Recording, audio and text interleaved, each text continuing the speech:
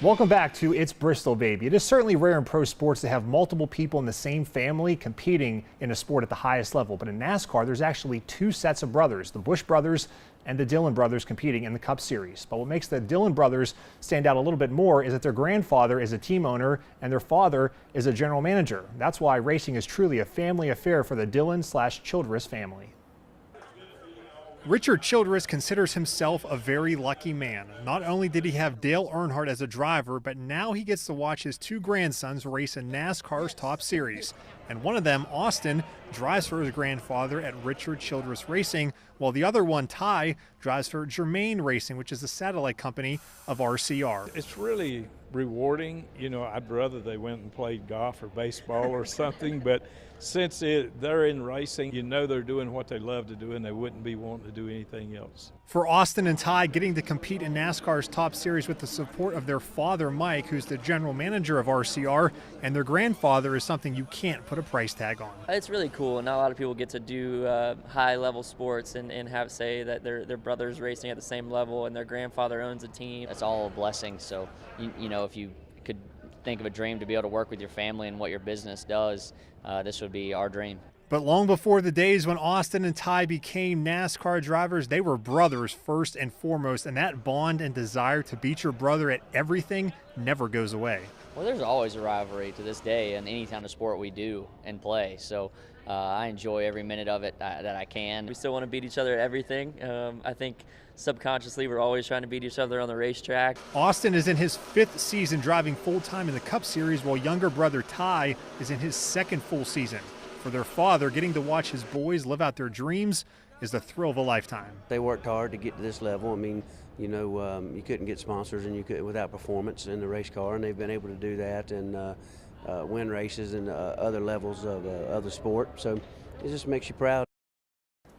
Another family that gets a lot of attention in the garage, especially here at Bristol, is the Busch family. Kurt Busch and Kyle Busch both know their way around the world's fastest half mile. Kyle moved into 5th place on the all-time wins list with 6 at Bristol last fall. That win broke a tie with his older brother Kurt, who has 5 wins, which means the competition has heated up for the Busch brothers here at Bristol.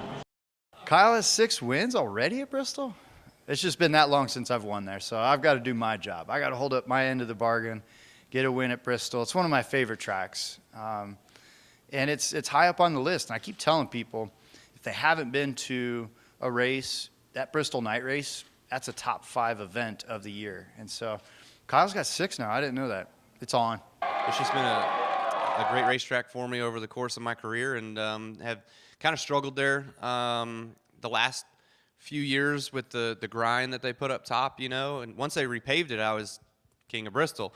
Then they put that grind up there, and then I kind of lost a little bit, and now we've gotten a lot better again.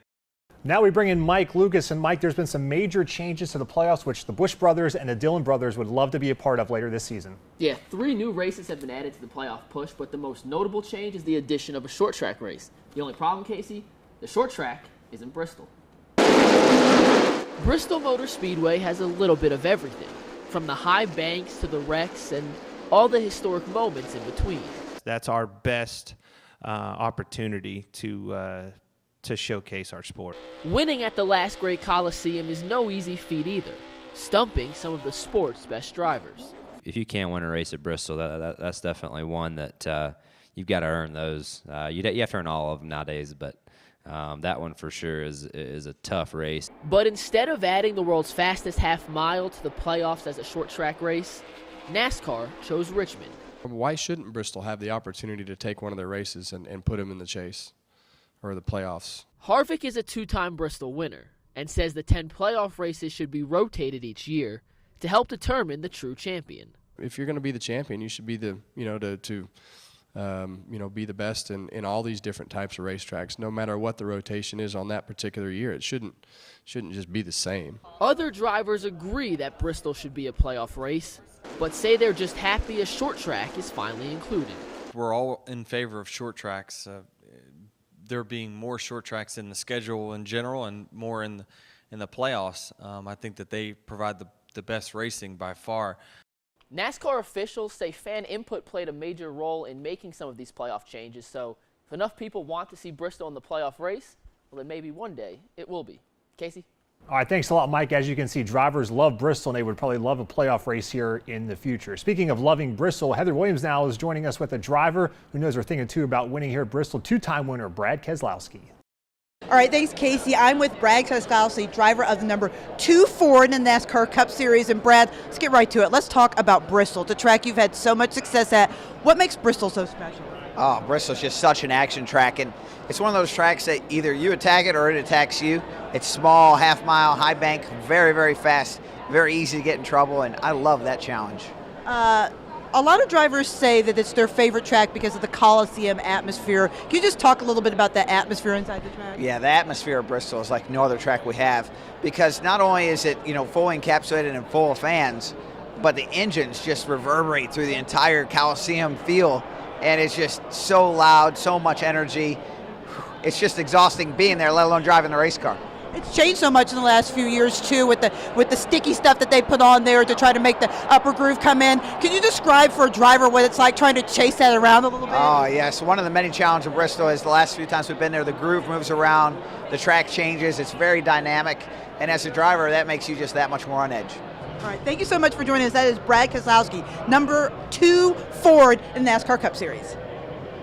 Bristol is not only a special place for drivers and fans, but also for the pit crews as well. Still to come here on It's Bristol Baby, we will introduce you to one high-ranking member at Roush Fenway Racing who calls Southwest Virginia home.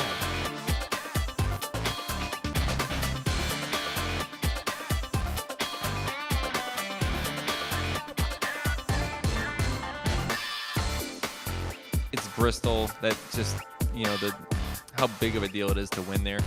And the stadium atmosphere is maybe one of the coolest parts.